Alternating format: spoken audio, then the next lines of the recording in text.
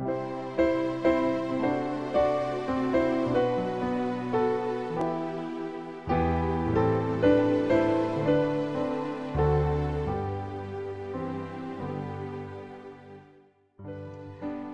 pagi, mari kita mengawali hari ini dengan mendengarkan firman Tuhan bersama dengan Pendeta Glenn Sakul, Gembala Jemaat Yongkwang, Makassar.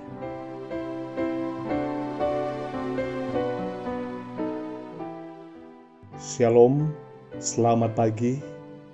Mari kita berdoa untuk meminta hikmat dari Roh Kudus Tuhan. Ya Allah kami yang di sorga, ketika kami mendengarkan firman-Mu di pagi ini, kiranya Roh Kudus Tuhan memberikan kami hikmat dan kuasa. Di dalam nama Yesus kami berdoa. Amin. Renungan pagi 6 Maret 2021 dengan judul Kita Belajar Mengucapkan Bahasa Kanaan. Ayat inti, mudah-mudahan pengajaranku menitik laksana hujan, perkataanku menetes laksana embun, laksana hujan renai ke atas tunas muda, dan laksana dirus hujan ke atas tumbuh-tumbuhan. Ulangan 32 ayat 2. Keterangan, kita harus menjadi saksi bagi Kristus, dan demikianlah kita jadinya jika kita bertumbuh setiap hari kepada kedewasaan yang penuh dalam Kristus. Hak istimewa kitalah untuk bertumbuh makin lama semakin sama seperti Dia setiap hari. Kemudian kita akan memperoleh kuasa untuk mengucapkan kasih kita bagi Dia dalam pembicaraan yang lebih tinggi dan lebih suci, dan pikiran kita akan bertambah besar dan bertambah dalam, dan pertimbangan kita menjadi lebih sehat dan dapat dipercaya, sedang kesaksian kita akan memperoleh lebih banyak hidup dan jaminan. Kita sekali-kali tidak boleh mempertumbuhkan bahasa duniawi dan menjadi begitu biasa dengan percakapan manusia, sehingga bahasa Kanaan akan menjadi baru dan tidak biasa kepada kita.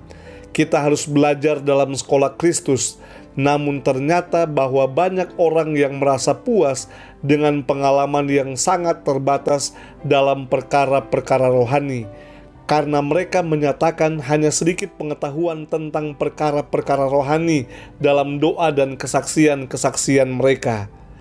Ada lebih sedikit pertimbangan yang baik dinyatakan dalam perkara-perkara tentang kepentingan kita yang kekal daripada dalam hal-hal mengenai segala urusan duniawi dan sementara.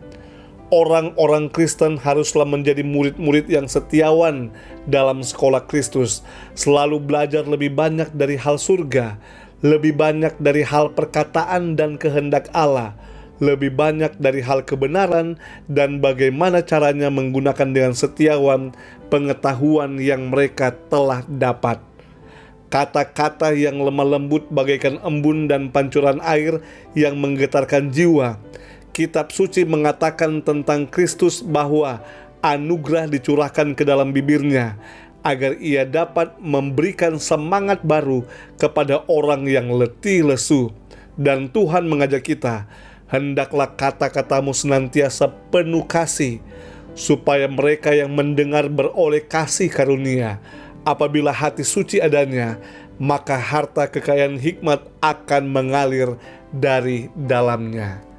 Saudaraku yang kekasih, kita harus senantiasa belajar mengucapkan bahasa Kanaan, kata-kata yang lembut dan menenangkan jiwa.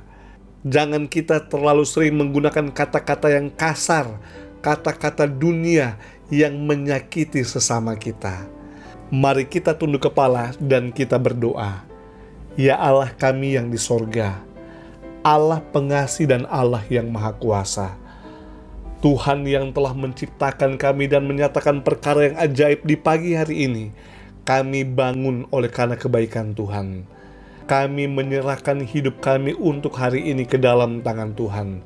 Ketika kami akan datang lebih dekat kepadamu dalam ibadah penyembahan, terimalah kami sebagaimana kami ada. Sucikan kami, layakkan kami, dan sanggupkan kami merasakan berkat-berkat sorga sepanjang hari ini. Hanya ke dalam tangan Tuhan kami menyerahkan hidup kami. Di dalam nama Yesus kami telah berdoa. Amin.